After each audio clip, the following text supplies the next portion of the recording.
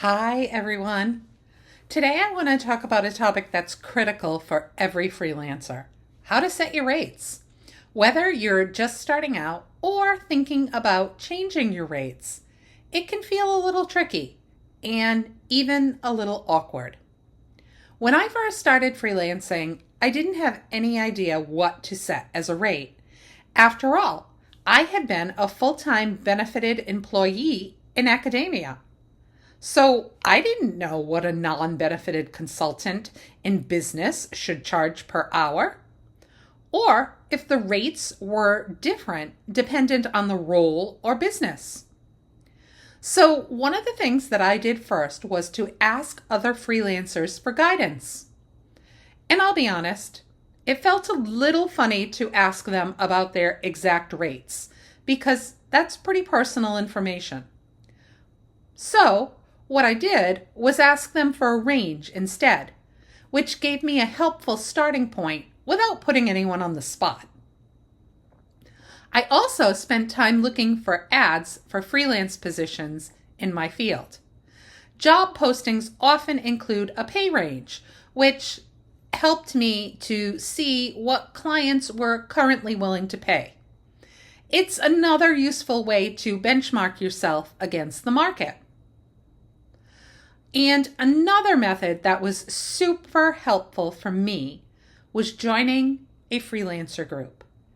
Now, I know I've spoken about freelancer groups before and the many benefits that I've found to joining these groups, but I just want to put another little plug in here because in this group, one particular group that I joined, the organizer conducted a survey of all of the freelancers in the group in various types of positions. They all were not in learning and development like me.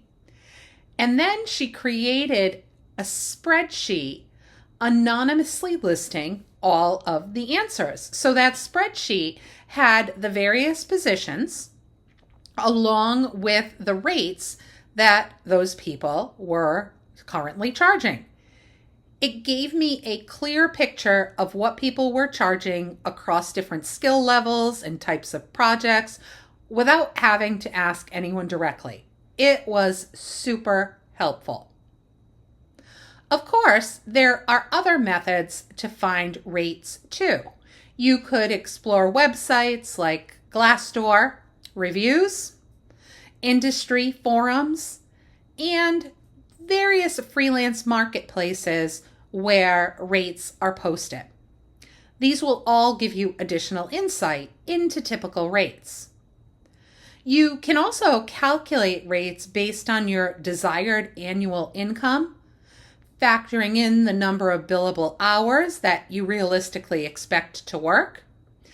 I know that that's kind of a working backwards way to do it, but it will get you to the outcome that you wish to get if you do it that way. Another important thing to remember is that your rate should often depend on your experience and expertise. If you're just starting out, it may make sense to charge a lower rate while you're building your portfolio, getting that experience, and getting those references behind you. But then, as you gain experience and you develop some specialized skills, or you have experience with more complex projects, your rate should increase to reflect the value that you bring to your clients. Another important point is that different rates apply for different types of work, or at least they do most of the time. For example, my rate to design a PowerPoint for a class that I am going to teach is lower than my rate to actually teach the class. Similarly, I can usually command a higher rate for more specialized technical trainings, especially those that have a smaller pool of qualified instructors.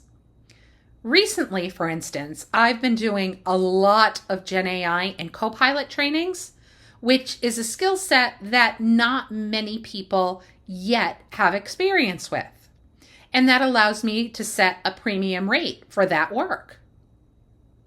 So the key takeaway is this: your rate is not static, and it should reflect both your skills and the value you provide. If you do your research and talk to various peers who are doing similar things to what you will be doing, monitor the market, then you can get the confidence to set a rate that's fair for both you and your clients. Now, keep in mind that even after many years of freelancing, I am still using these techniques to baseline my rates. It helps me make sure I'm pricing myself appropriately. The reason that I'm very conscious of this is because a few years ago, I learned the lesson the hard way. I was in a role. I was pretty satisfied with the rate that I had negotiated, and I thought that it was reflective of my experience and expertise.